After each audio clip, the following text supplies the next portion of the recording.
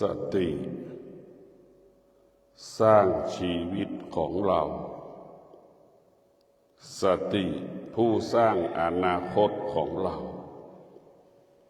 สติเป็นผู้รักษาชีวิตของเราสติเป็นผู้ส่งเสริมให้ชีวิตของเราเกิดความดีงามส่งเสริมให้ชีวิตของเราได้รับความดีงามสติจะรักษาการเป็นมนุษย์สติจะรักษาการเป็นสามณะนักบวชสติจะรักษาการเป็นชาวบ้านเป็นฆราวาสผู้ที่มีสติดำรงตนเป็นพระก็เป็นพระที่ปกติเป็นฆราวาสก็เป็นฆราวาสที่ปกติเป็นพ่อเป็นแม่ที่ปกติเป็นลูกที่ปกติทั้งสิ้นสติ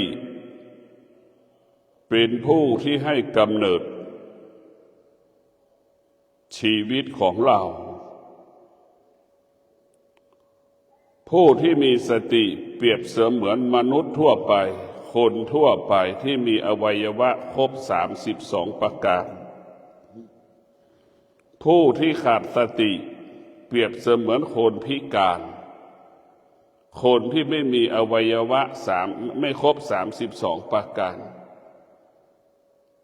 คนที่มีสติก็เหมือนคนที่มีอวัยวะครบ32ประการทำอะไรก็ง่ายทำอะไรก็สะดวกคนที่ขาดสติก็เปรียบเสมือนคนพิการหรือคนที่มีอวัยวะไม่ครบ32ประการทำอะไรก็ยากทำอะไรก็ลำบากผู้ที่มีสติจะอยู่ที่ใดก็ปกติตรงกันข้ามคนที่ขาดสติอยู่ที่ใดก็ผิดปกติผู้ที่มีสติอยู่ได้ทุกสถานที่กายวาจาใจสงบผู้ที่ขาดสติอยู่ได้เฉพาะบางสถานที่กายวาจาใจไม่สงบกายวาจาใจเกิดอาการสำแดงอาการมีเหตุมีผลสติเปรียบเสมือนพระพุทธเจ้าจิตของเราเปรียบเสมือนผู้ฟังธรรมพระพุทธเจ้าจิตมันยังเป็นผู้ไม่รู้ต้องไปรับรู้จากพระพุทธเจ้าสติจึงเป็นผู้อบรมจิตสติจึงเป็นผู้อบรมจิตจิตของเราต้องได้รับการอบรมสั่งสอนจิตของเราจึงจะเป็นจิตผู้รู้จิตของเราถ้ามีตัวตนก็เหมือนนักเรียนอนุบาลเหมือนเด็กอนุบาลเริ่มไปเรียน ABCD เริ่มเรียนกอไก่ขอไข่เริ่มบวกลบคูณหารเริ่มอ่านออกเขียนได้นั่นแหละจิตเราต้องไปเรียนรู้จิตเราต้องฝึกฝนพวกเราทั้งหลายสติจึงเป็นผู้กำกับกำหนดควบคุมจิตจิตเปรียบเสมือนลูกสติเปรียบเสมือนแม่แม่กำกับกำหนดควบคุมลูกน้อยที่เกิดจากครรภ์1 เดือน2 เดือน3 เดือนจนถึงอายุ10 ขวบเราแม่จะเป็นผู้กำกับกำหนดควบคุมนั่นแหละคือสติคือแม่จิตนั่นคือลูกพวกเราทั้งหลายธรรมชาติของแม่ปกติของแม่เป็นเช่นไรปกติของลูกเป็นลักษณะแบบไหนเราพิจารณาดูแม่จะเป็นผู้ที่มีความอดทนแม่จะเป็นผู้ที่เสียสละให้กับลูกลักษณะของลูกมีเหตุมีผลมีข้ออ้างมีข้อแก้ตัวให้กับแม่ตนเอง ลักษณะของลูกก็จะเป็นเช่นนี้มีเหตุมีผลมีข้ออ้างมีข้อแก้ตัวให้กับแม่ตนเองถ้าจิตมันไม่ได้ฝึกฝนจิตของลูกก็จะมีเหตุมีผลจนหมดลมหายใจถ้าจิตมันได้รับการฝึกฝนจิตมันจะเป็นจิตผู้รู้มันจะไม่มีเหตุมันจะไม่มีผลไม่มีเหตุไม่มีผลเข้าใจเข้าถึงสิ่งที่มันเป็นปกติเราต้องมีสติสติคือแม่จิตคือลูกเพราะนั้นสติก็คือธรรมะธรรมะจึงเป็นผู้ควบคุมธรรมชาติธรรมชาติก็หมายถึงลูกธรรมะจะเป็นผู้กำกับธรรมชาติ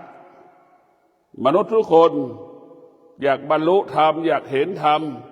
ธรรมะมันก็บอกให้เราขยันอดทนหรือให้เรามีสติและขยันอดทนแล้วเราจะเรียนรู้แล้วจะพบความจริงธรรมะเปรียบเสมือนหยกที่อยู่ในดินเหมือนหยกอยู่ในดินอัญมณีที่อยู่ในดินมันลึกผู้ที่จะศึกษาเรียนรู้เรื่องธรรมะจะต้องมีสติขยันอดทนเหมือนชาวบ้านใช้สติและความอดทนวิริยะภาคเพียรขุดไปหาเพชรหาพลอยในดินขุดดินต้องใช้วิริยะภาคเพียรถ้ามีวิริยะภาคเพียรก็จะพบเพชรพบพลอยพบหยกอยู่ในดินฉันใดถ้าเรามีสติเรามีสติมีวิริยะมีวิริยะมีภาคเพียรแล้วเราก็จะพบพระธรรมถ้าเราขาดสติขาดวิริยะขาดความภาคเพียรเราก็ไม่มีโอกาสพบหยกที่อยู่ในดินอัญมณีที่อยู่ในดินมันจะต้องใช้สติความอดทนใช้วิริยะภาคเพียรในการไปขุดผู้ปฏิบัติธรรมก็เป็นเช่นนั้นจะต้องใช้สติวิริยะภาคเพียรจึงจะได้เข้าถึงธรรมจึงจะได้พบธรรมสติมันจะบอกให้เรารู้สติจะบอกให้เรารู้เมื่อเราต้องการความร่ำรวยเราต้องอดทนเมื่อเราต้องการความร่ำรวยเราต้องภาคเพียรสติมันบอกให้เรารู้ยามที่เราทุกข์ยามที่เราทรมานยามที่เราลำบากสติมันก็บอกให้เราอดทนสติของเราเขาบอกให้เราใช้วิริยะภาคเพียรไม่ให้เราไปตอบสนองความทุกข์ให้เราทนอยู่กับความทุกข์ความทุกข์คือก้อนน้ำแข็งที่ไหนที่มาอยู่กับโลกได้เป็นร้อยปีมันไม่มีน้ำแข็งมันเกิดขึ้นขนาดหนึ่งเวลาหนึ่งจนถึงที่สุดน้ำแข็งก็สลายกลายเป็นน้ำให้เราเข้าใจว่าความทุกข์คือก้อนน้ำแข็งความทุกข์มันไม่มั่นคงความทุกข์มันไม่เที่ยงสติมันจะบอกมันจะสอนเมื่อเรามีสติบอกให้เรารู้ว่าความทุกข์มันไม่เที่ยงเราก็ไม่ต้องไปยึดติดกับความทุกข์เราก็มีสติอยู่กับความทุกข์จนถึงที่สุดความทุกข์มันก็พ่ายแพ้พ่ายแพ้อะไรพ่ายแพ้สติพ่ายแพ้ความอดทนพ่ายแพ้ธรรมวิริยะภาคเพียรธรรมะจึงเป็นผู้กำกับธรรมชาติเป็นผู้ควบคุมธรรมชาติธรรมชาติเปรียบเสมือนเรือธรรมะเปรียบเสมือนนายท้ายเรือเป็นเช่นนั้นธรรมะพระพุทธเจ้าจึงกำกับกำหนดควบคุมชีวิตของเราชีวิตของเราจึงเป็นเปรียบเสมือนเรือจะไปถึงฝั่งได้จะต้องอาศัยคนถือท้ายเรือชีวิตเราจะบรรลุเป้าหมายได้ต้องอาศัยธรรมะก็คือสติจึงเป็นผู้สร้างชีวิตสติเป็นผู้สร้างอนาคตขนาดเดียวกันสติเป็นผู้รักษาชีวิตสติเป็นผู้รักษาอนาคตขนาดเดียวกันสติเป็นผู้ส่งเสริมให้ชีวิตของเรา เกิดความดีงามได้เกิดความงอกงามนี่คือธรรมะพุทธเจ้ามันเป็นสิ่งที่งดงามมีสติรู้ว่าเรากำลังกังวลใจมีสติรู้กำลังเรารู้ว่าเรากำลังจะติดกับดักเราต้องมีสติรู้ถ้าเรามีสติรู้และเราก็อยู่เหนือสิ่งที่เรารู้เรามีสติรู้เราก็หยุดสิ่งที่เรารู้ว่าเราจะไปติดกับดักกับดักก็เปรียบเสมือนกาวเราก็จิตเราก็เปรียบเสมือนหนูถ้าเราไปติดเหมือนหนูติดกาวเมื่อไหร่เราจะทุกข์ทรมานลำบากเราต้องมีสติรู้ต้องหยุดอะไรหยุดความคิดมันเป็นความจริงแค่ตัวหนังสือมันเป็นความจริงแค่คำพูดเราไปมโนปรุงแต่งในความพูดในตัวหนังสือตัวหนังสือก็คิดเองเองคิดเองเองคำพูดที่เขาพูดแล้วก็คิดเองเองเขาก็พูดไปอย่างนั้นแหละแต่เราก็ไปหลงไปยึดติดคำพูดเข้าข้างตัวเองจนถึงที่สุดเราก็หลงทางหลงผิดเพราะขาดสติหลงทางหลงผิดไปหยุด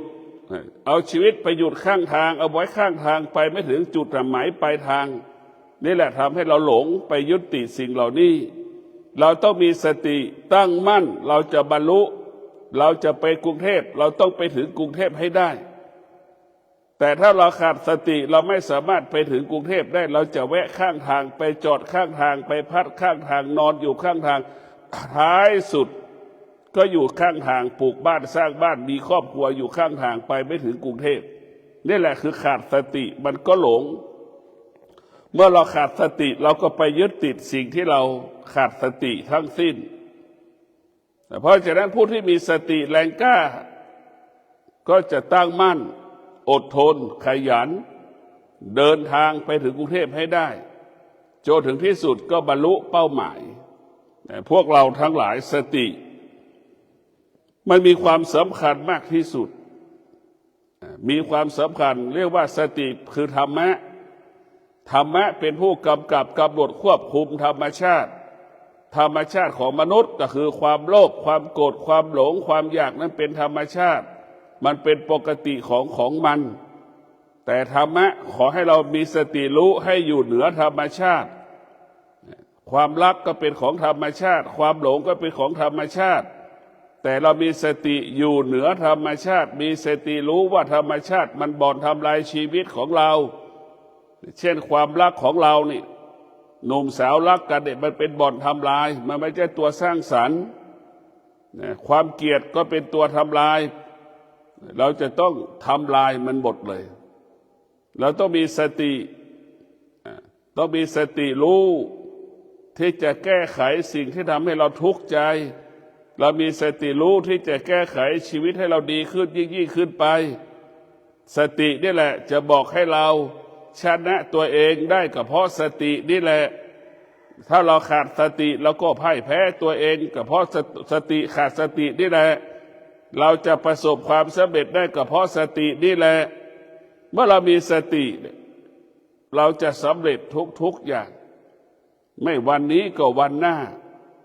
เหมือนเต่าแข่งขันกับกระต่ายเห็นไหมธรรมะเปรียบเสมือนเต่าธรรมชาติหรือกิเลสเปรียบเสมือนกระต่ายมันก็หลงอย่างนั้นแหละทะเยอทะยานหลอกล่อเราให้เราหลงทางหลงผิดธรรมะนั้นจะมีสติบอกให้เต่าขยันอดทนธรรมะมันสติธรรมะมันก็บอกให้เต่ารู้เราขาสั้นเดินช้าเราจะต้องอาศัยธรรมะคือความอดทนต้องอาศัยวิริยะภาคเพียรเราต้องอาศัยสติเมื่อเรามีสติมีสัจจะมีวิริยะขันติแล้วดิเราจะเดินทางบรรลุเป้าหมายได้ดังเช่นเต่าเดินทางชนะกระต่ายมันขาดสติหลงทางหลงผิดเข้าใจตัวเองผิดเข้าใจตัวเองผิดหลง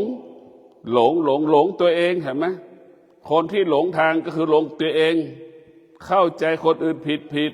คิดว่าคนนั้นจะรักเรามาก คิดว่าคนนั้นจะดูแลเราได้ดีนี่คิดเองเองนี่แหละเหมือนกระต่ายจนท้ายที่สุดกระต่ายก็หลงทางพ่ายแพ้ชีวิตตัวเองก็ลำบากเพราะขาดสติยากจนเพราะขาดสติลำบากเพราะขาดสติการจะเป็นผู้ที่ขาดสติก็คือทำลายชีวิตทำลายอนาคตของตนเองนะคนที่ขาดสติทำลายชีวิตทำลายอนาคตทำลายอาชีพทำลายชีวิตทำลายครอบครัวตัวเองทำลายการปฏิบัติธรรมของตนเองนะเพราะฉะนั้นพวกเราทั้งหลายการมีสติ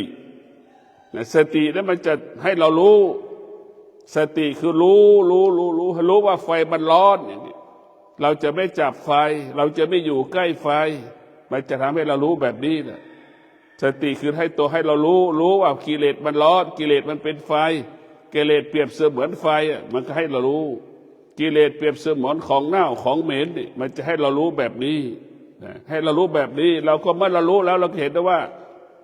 เราก็ละสิ่งที่มันร้อนเราต้องละให้ได้เราก็ดับมาให้ได้ดับไฟที่มันไหม้ในใจเราความรักนี่คือเป็นไฟความเกลียดก็เป็นไฟมันเผาเราทั้งหมดเพราะฉะนั้นพวกเราทั้งหลายเราต้องกำจัดขจัดความโลภความโกรธความหลงในตัวตนบุคคลอื่นเราจะลำบากหลงตัวเองหลงบุคคลอื่นมันจะทำให้ชีวิตเราวิบัติทั้งสิ้นชีวิตเราจะวิบัติเพราะเราหลงชีวิตเราวิบัติเพราะเราเข้าไปยึดติดคิดเองเองเราคิดเองเองนายกพูดนางขอฟังนางขอก็พูดฟังแล้วก็มโนปรุงแต่งคิดเองเองเห็นไหมคนพูดก็อีกอย่างหนึ่งคนฟังก็อีกอย่างหนึ่งเนี่ยมันขาดปัญญา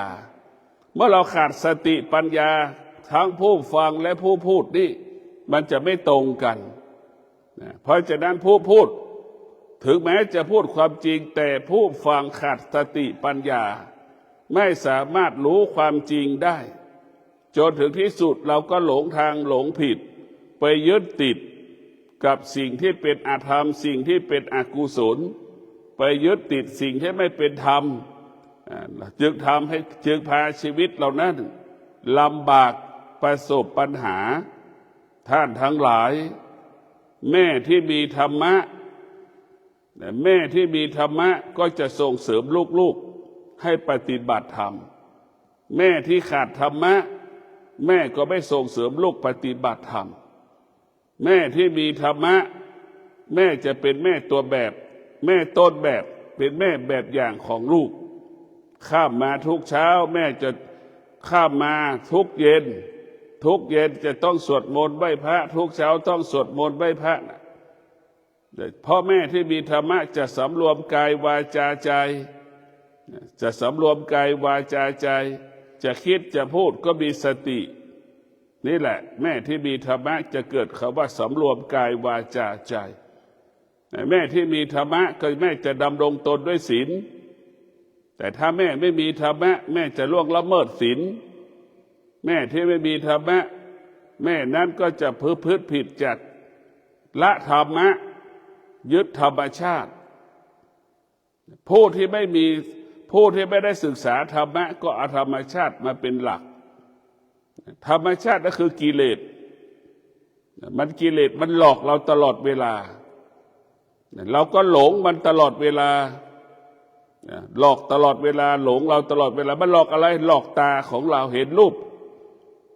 เห็นไหมตาเห็นวัตถุสิ่งของก็มีความอยากเกิดขึ้นที่ตาหูได้ยินเสียงมันก็เกิดความอยากเกิดขึ้นที่หูอีกความอยากเกิดขึ้นที่หูอีกแล้วหูได้ยินทำให้เราสะเทือนให้เราหวั่นไหวจมูกสัมผัสกับกลิ่นความอยากก็เกิดขึ้นที่จมูกอีกเห็นไหมนี่แหละมันขาดสติจะเกิดขอให้เราเกิดความอยากลิ้นในสัมผัสกับรสชาติอาหารก็เกิดความอยากอีกกายเราสัมผัสถูกต้องก็เกิดความอยากอีกมันจะเกิดความอยากความเรียกว่ากิเลสทั้งหลายมันอยู่ที่เลข6 ตัว นะ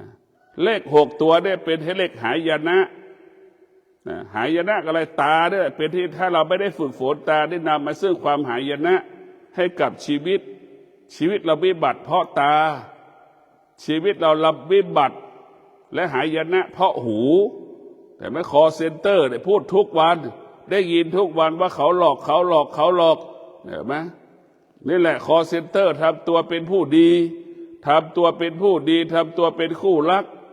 พูดเจรจาสื่อสารเห็นไหมนี่จนถึงที่สุด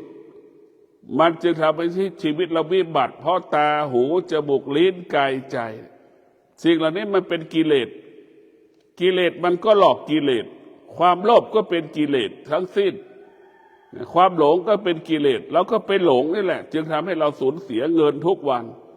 ล้าน2 ล้าน3 ล้าน4 ล้าน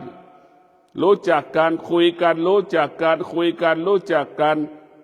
พอรู้จักกันเข้าสนิทกันพอสนิทกันมันก็ชวนไปประกอบธุรกิจเพื่อดูดเงินเพื่อเอาเงินอีกคนหนึ่งอีกคนหนึ่งก็ตายใจเชื่อสนิทใจก็ลงทุนร่วมกันพอลงทุนร่วมกันสักระยะหนึ่งก็ถูกหลอกร้องไห้เสียใจเอาแล้วร้องไห้เสียใจเกิดอาการสำแดงอาการไม่กินข้าวไม่นอนไม่หลับเอาอีกโรคภัยไข้เจ็บมาอีกทำให้พ่อแม่ญาติพี่น้องคนรอบข้างเกิดความทุกข์นี่แหละคือสิ่งที่น่ากลัวที่สุดในเราต้องเท่าทานมันความโลภความโกรธความหลงเราต้องเท่าทานมันทุกวันนี้เราได้ยินทุกวันว่าคอเซ็นเตอร์เป็นหลอกอะไรหลอกทำธุรกิจร่วมกันในมนุษย์ยุคปัจจุบันนี้เป็นมนุษย์ที่ขาดสติมนุษย์ยุคปัจจุบันเป็นมนุษย์ที่มีความรู้สึกเกินความจำเป็นมนุษย์ทุกวันได้มีความรู้สึกเกินความจำเป็นมีเหตุผลเกินความจำเป็นมันจึงเป็นอุปสรรคเป็นปัญหาต่อการดำเนินชีวิตของเรามีเหตุผลเกินความจำเป็นมีความรู้สึกเกินความจำเป็นเราจึงถูกหลอกถูกโกงก็เพราะเรามีความรู้สึกมากเกินไปนี่เรามีความรู้สึกมากเกินไปเราจึงถูกหลอกถูกโกงมีความรู้สึกมากมีเหตุมีผลมากเกินไปอยู่ไม่เป็นสุขนอนไม่เป็นสุขกังวลใจไม่สบายใจเห็นไหมนี่มีเหตุผลมากก็เป็นเหตุให้เกิดความทุกข์มีความรู้สึกมากก็เป็นเหตุให้เกิดความทุกข์พระพุทธเจ้าจะมีให้บอกให้เรามีสติรู้ความสติรู้อะไรรู้ความจริงเช่นน้ำมันเย็นอยู่ใต้ต้นไม้มันเย็นนี่เราก็รู้ว่าเย็นความเย็นเปรียบเสมือนพระธรรมหรือเย็นกับร้อนเราจะเอาอะไรทุกคนก็จะเอาสิ่งของที่มันเย็นสบายเนี่ยเราต้องใช้ความเย็นนี่แหละคือธรรมะจะทำให้เราสบายกายสบายใจธรรมชาติทำให้เราทุกข์กายทุกข์ใจมันตรงข้ามกันธรรมชาติทำให้เราทุกข์กายทุกข์ใจธรรมะจะเป็นปกป้องชีวิตของเราคุ้มครองชีวิตของเราแต่ธรรมชาติทำลายชีวิตของเราเบียดเบียนชีวิตของเราให้เราเสียเงินเสียทองเสียข้าวเสียของเหมือนคนบางคนเช้านี้ตั้งใจว่าจะไปออกไปซื้อเสื้อกันหนาวเห็นไหมเนี่ยเบียดเบียนเหรอไหมธรรมชาติมันเบียดเบียนชีวิตเราทรัพย์สินของเราจะไปซื้อเสื้อกันหนาวตัวใหม่นี่แหละคือธรรมชาติถ้าคนที่มีธรรมะธรรมชาติไม่สามารถเบียดเบียนชีวิตผู้ที่มีธรรมะผู้ที่มีสติปัญญาได้เสื้อที่มีอยู่เป้าหมายของไก่ใส่เป้าหมายเสื้อผ้าที่เราใส่ก็คือปกคุมร่างกายกันร้อนกันหนาวให้ร่างกายอบอุ่นเท่านั้นนี่คือธรรมะคนที่มีธรรมะจะไม่ตกอยู่ใต้อำนาจของธรรมชาติคนที่มีธรรมะจะอยู่เหนือธรรมชาติเช่นฤดูหนาวปรากฏวันนี้คนที่มีธรรมะก็รู้ว่าเสื้อในตู้มีเยอะแยะมันก็จะเอาเสื้อมาใส่กันหลายชั้นแล้วก็คลุมด้วยเสื้อผืนแขนยาวมาความอบอุ่นมันก็เกิดขึ้นนี่แหละคนที่มีธรรมะเรียกว่าสร้างสรรค์ชีวิตส่งเสริมชีวิตให้รับความดีงามยิ่งขึ้นไปธรรมะคือความจริงเสื้อทุกตัวที่เราใส่ปกปิดร่างกายกันร้อนกันหนาวการแมลงกัดต่อยเสื้อในตู้เราก็มีเมื่อมันหนาวเย็นเราก็เอามาใส่และซ้อนกันให้มันหนา มันก็สามารถทำให้ร่างกายอบอุ่นได้ แต่คนที่ขาดคนที่ไม่มีธรรมะโคหัวใจคนที่มีธรรมชาติอยู่ภายใต้การเปลี่ยนแปลงของธรรมชาติพอฤดูหนาวปรากฏหนาวจัดก็หาเสื้อกันหนาวมาใส่นี่แหละธรรมชาติเบียดเบียนชีวิตเบียดเบียนทรัพย์สมบัติเบียดเบียนเราทุกอย่างแล้วมันไม่จบชีวิตเราไปอยู่กับธรรมชาติมันไม่จบธรรมะตามใจเราทุกอย่างอดทนชนะสำเร็จนี่คือธรรมะเมื่อเรามีปัญหาวิริยะภาคเพียรนี่แหละจะทำให้เราแก้ปัญหาต่างๆให้เราประสบความสำเร็จได้นี่แหละคือธรรมะจึงตอบโจทย์ชีวิตเราได้ส่วนธรรมชาติไม่สามารถตามใจเราได้นะธรรมชาติไม่สามารถตามใจเราได้ไม่สามารถตามใจเราธรรมะสามารถตามใจเราได้ตามใจเราได้อดทนมีกินมีเก็บอดทนชนะสำเร็จเราจะเกลียดเขาเราก็ต้องอดทนเราจะรักเขาก็ต้องอดทนมันเหมือนกันหมดนะเพราะฉะนั้นพวกเราทั้งหลาย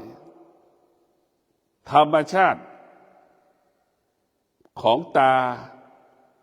ของหูจมูกลิ้นกายใจหน้าที่คือการรับรู้หน้าที่ของตาคือการรับรู้ในรูปหน้าที่ของหูรับรู้ในเสียงหน้าที่ของจมูกรับรู้ในเรื่องในกลิ่นหน้าที่ของลิ้นหน้าที่คือรับรู้ในรสชาติอาหารน้ำต่างๆหน้าที่ของกายก็คือรับความรู้สึกว่าหนาวว่าร้อนของแข็งของอ่อนมากระทบหน้าที่ของมันเมื่อเรารู้ถ้าตารู้จักหน้าที่แล้วก็ถามต่ออีกว่าธรรมชาติของตามีธรรมชาติของตาที่มีธรรมะก็จะดู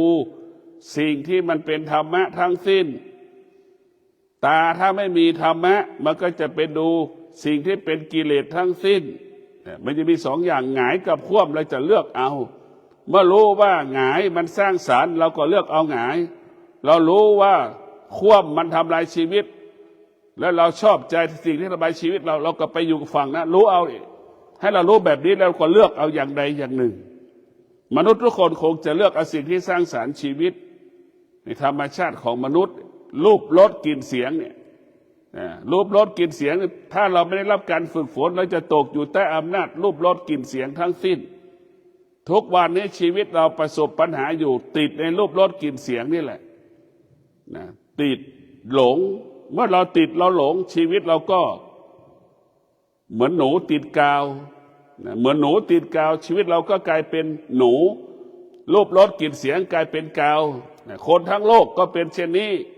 แม่ไปยึดติดไปยึดติดในลูกนะไหมพ่อไปยึดติดในลูกก็กลายเป็นกาวพ่อแม่ก็เป็นกาวนะไหมนี่แหละคือเป็นติดลูกไปยึดติดในพ่อแม่ก็กลายเป็นกาวลูกก็กลายเป็นหนูติดกาวเราไปหลงกันหมดเราหลงนี่แหละคือให้เราหลงตลอดเวลาเพราะฉะนั้นเราการเข้าไปยึดติดเป็นเหตุให้เกิดความทุกข์แล้วมันมีอิทธิพลการเข้าไปยึดติด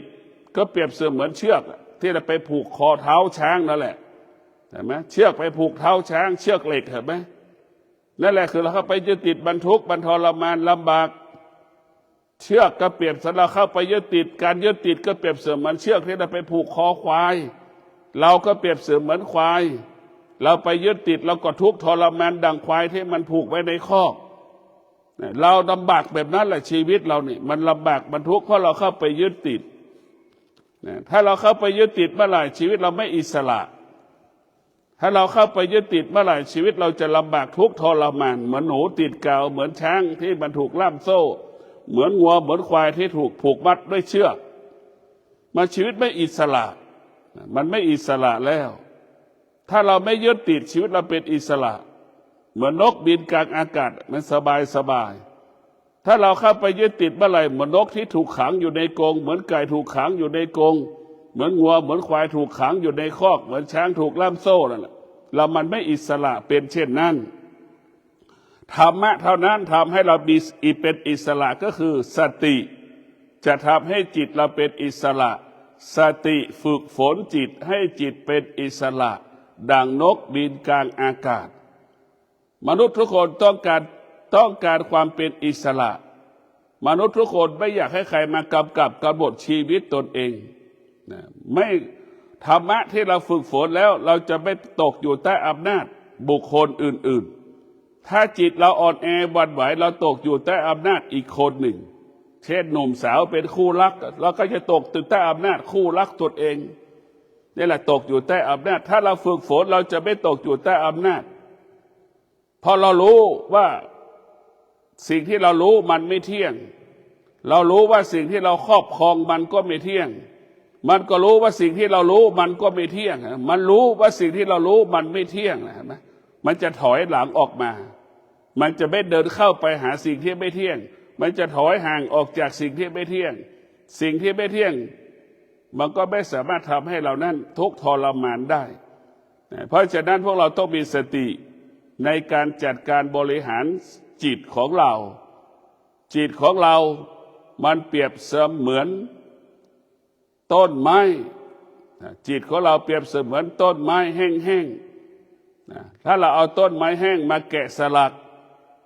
ไอ้สติก็เหมือนช่างแกะสลักต้นไม้แห้งๆมันไม่มีค่าชีวิตเราไม่ได้ฝึกฝนก็ไม่มีจิตเราไม่ได้ฝึกฝนจิตเราก็ไม่มีค่าดังต้นไม้แห้งๆเมื่อเราฝึกฝนจิตแล้วจิตเราจะมีค่าดังเช่นช่างแกะสลักเอาไม้แห้งๆมาแกะเป็นพุทธรูปเป็นสัตว์เป็นช้างไม้ท่อนนั้นก็มีค่าขึ้นมามีราคาขึ้นมาฉันใดผู้ที่ฝึกจิตจิตก็จะมีค่าจิตก็จะรู้ค่าของธรรมจิตก็จะเห็นโทษของธรรมชาติจิตก็จะเห็นโทษของกิเลสเพราะฉะนั้นพวกเราทั้งหลายสติเราพูด7 วัน 7 คืนก็ไม่จบเพราะสติมันเปรียบเสมือนแสงพระอาทิตย์นั่นแหละสติเปรียบเสมือนท้องฟ้าสติเหมือนแสงจันทร์สติเหมือนแผ่นดินสติเปรียบเสมือนลมหายใจมันกว้างใหญ่ไพศาลนะแต่มันเป็นประโยชน์เกิดประโยชน์สำหรับเรานะเราถึงบอกแล้วว่าสติจะรักษาการเป็นมนุษย์สติจะรักษาการเป็นมนุษย์สมมุติก็ทำในเมื่อเรามีสติมนุษย์ก็จะทำหน้าที่ในการสมมุติเช่นเป็นแม่ที่ดีของลูกเป็นพ่อที่ดีของลูกเป็นลูกที่ดีของแม่เนี่ยสติมันจะให้เราอยู่ภายใต้สิ่งที่เราสมมุติได้แม่ขาดสติเห็นไหมแม่ก็ไม่ได้มีลูกแม่ก็ไม่เลี้ยงลูกเห็นไหมกลับทิ้งลูกแม่ขาดสติเห็นไหมนี่แหละคือธรรมะมันจะบอกให้เรารู้จักหน้าที่ตนเองสติเมื่อเรามีสติก็จะรักษาชีวิตของเราครอบครัวของเราอาชีพของเราหน้าที่ของเราให้เกิดคำว่ามั่นคงปลอดภัยยิ่งขึ้นไปหากเราขาดสติมันก็ทำลายชีวิตทำลายครอบครัวทำลายอาชีพทำลายหน้าที่ยามที่เราขาดสติทำงานไม่ค่อยสำเร็จเรามีสติไป8 โมง 5 โมงแต่เราไม่มีสติในการทำงานระหว่าง8 โมงถึงเที่ยงเราไม่มีสติมันอ่อนแอระหว่าง8 โมงถึงเที่ยงนี่เราเกิดอาการทำงานไม่ดี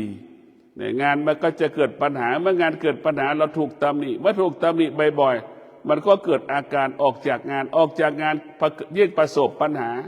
แม่ต้องรอแม่ต้องอาศัยเงินเดือนของเราครอบครัวต้องอาศัยเงินเดือนของเรานี่เมื่อเราออกก็ทำให้คนอีกหลายคนลำบากนี่เมื่อเราขาดสติมันจะทำให้คนรอบข้างเรานั้นเป็นทุกข์ทั้งหมดถ้าเรามีสติคนรอบข้างเรามีความสุขทั้งหมดเมื่อเรามีสติเราก็มีทรัพย์เมื่อเรามีสติชีวิตก็อุดมสมบูรณ์ด้วยปัจจัย4หากเราขาดสติชีวิตเราก็ขาดแคลนปัจจัย4ขาดแคลนเครื่องอุปโภคบริโภคนี่พวกเราต้องมีสติในการดำเนินชีวิตสติเป็นผู้ปกป้องคุ้มครองรักษาจิตเป็นผู้ปกป้องคุ้มครองรักษากายของเราจะบรรลุเป้าหมายได้ด้วยจิตจะบรรลุเป้าหมายได้ต้องอาศัยสติเป็นผู้กำกับกำหนดจิตเป็นผู้กำกับกำหนดกาย ทั้งกายทั้งจิตรวมกันเป็นหนึ่งมีพลังมีอานุภาพชนะสำเร็จคิดสำเร็จพูดสำเร็จกระทำการใดๆสำเร็จด้วยสติเป็นบ่อเกิดคำว่ามั่นคงปลอดภัยขอเจริญพร